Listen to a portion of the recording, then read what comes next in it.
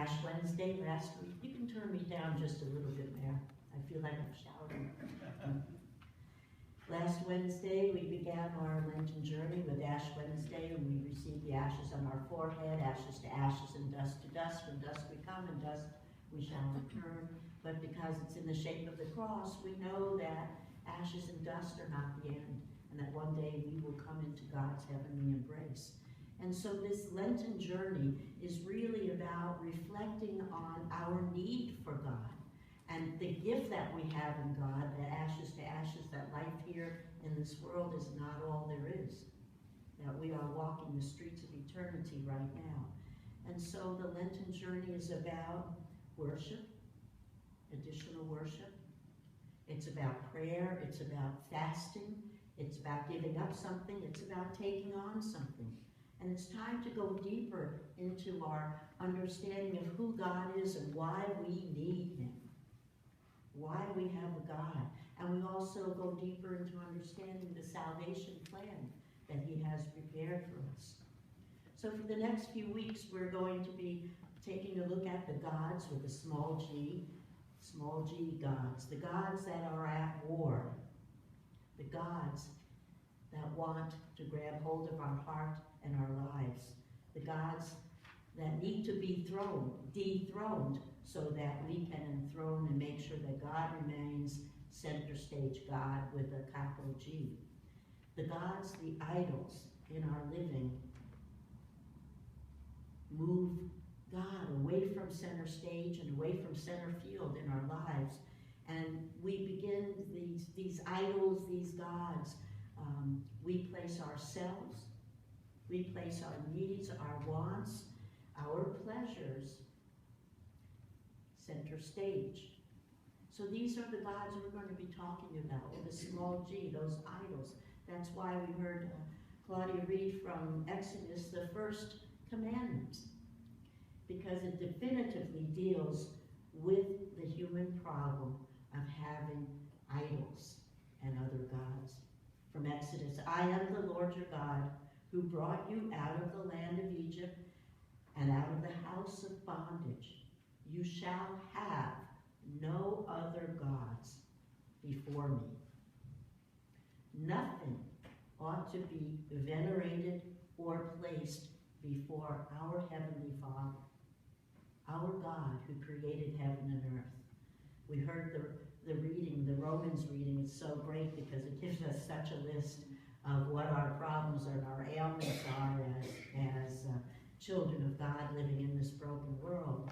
And yet it also tells us about a God who created the world and gave us life, and that we ought to be honoring Him. So nothing ought to be venerated or placed before our Heavenly Father. No other gods means no other gods. Nothing else in our lives should be held in higher esteem or ought to dethrone God. We are not to let the things of this world, the things that we value in this world, we are not to allow them to crowd out God, to crowd out His first place in our lives, in our thinking, in our affections, in our emotions, in our conduct. And we don't do this because then it affects our worship of God, it affects our admiration of God, it affects our praise of God, it affects how we submit or don't submit to God, and how we do or do not imitate God. If we look at life through the lens of the first commandment, you shall have no other God before me, the lens of idolatry and the gods, with a small g, the false gods, it's clear that there are many false gods in our lives and that there is a war going on. The gods are at war, and their strength is not to be underestimated. These gods clash for the throne of our hearts. They clash, they want our hearts. And there is much at stake in all of this. Because everything about me and you, everything I do and you do, every relationship I have and you have, everything I hope or dream or wish to become, and everything you hope and dream and wish to become depends upon what God wins the war. Which God? The God of heaven and earth, the author and the source of all of life, or the gods of this world? God says, you shall have no other God before me. And so when we think of that, we often think of a hierarchy, that maybe there's this God up here and then there's all gods down below. However, there really is no hierarchy, because there is no other God but our Heavenly Father, the author and the source of all of life. There are no second and third places. God is not interested in competing against other gods or being the first among other gods. He is not saying, before me, there is no other God before me, as in ahead of me. He is saying, in the Hebrew it says, there is no other gods in my presence, is how the Hebrew, and that's the Old Testament, and the commandments come from the Old Testament. And so we look at the Hebrew language and we hear that there are no other gods in my presence. There is no organizational flow chart that has God at the top and all the other gods kind of flow from underneath him. So, our problem is that we need to identify the gods, the idols in our lives, the things we put above, ahead of our one true God.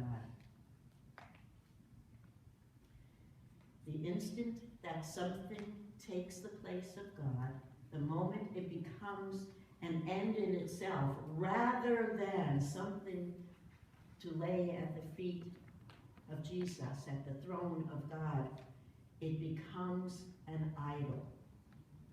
It becomes our God. And we're going to be talking further about this. You may be a little bit confused, but we're going to talk further about it. And so, how do we determine the gods or the idols in our lives? How about looking at where you spend your time, your energy, and your efforts? What you pursue in your life. Perhaps it's a house that constantly needs to be upgraded or fixed, a toned and fit body, a resume. We pursue a resume that will expand with experiences and bring better money and more prestige in the future. Where we spend our energies in sports to excel in order to glean admiration or accolades or, affection or attention. Or maybe it's some kind of, for our youth, our young people, it's the activities of dance or sports or robotics or music, something where we want to excel in it to gain a college scholarship. And so God gets put off to the side, gets moved from the center of life and the family life off to the side. What drives your life? What are the things that drive your life? These are the gods, the idols that you and I create in our lives. Maybe it's a food addiction or a lust addiction, or maybe it's workaholism, working, all so you can get ahead, so you can do better in your world, and what gets harmed? Family, relationships. What about spending issues as an idol or a god? We spend, and we have to work more and more to pay for it. Our credit card becomes our idol and our god. How about shopping issues? spending time traveling, especially on the 3-day weekends, and forgetting that God is in that weekend. How about spending Sundays relaxing because you're so tired of running around and that you deserve a break? The idol is you. How about the calendar or the agenda or the gotta-do list that you have or the honey-do list that you receive? All of these things drive our lives. If we overdo any of these things, not that any of these things are wrong, but when we overdo them and we push God to the side, they become our gods and our idols, which can eventually move God out of our living. And so much of that happens during the young years after the teenagers receive their confirmation. The parents are gone, doing busy, and maybe come back later on in life's journey. But what is it that keeps moving God out of the center of your life? You need to search your heart. You need to examine your heart to find out where your allegiances lie. Because your heart defines and determines who you are, how you think, and what you do. And because everything flows from the heart, your heart is the front line for the gods at war. What are your false gods? Things that have to do with money and prestige and power and success, career and relationships, family, entertainment. Within those categories, there are lots of gods for us to keep front and center. Anything more important than God, anything that absorbs your heart, anything that absorbs your imagination and your thinking and your choices more than God, are the gods with a small g, the false gods, the idols of our lives.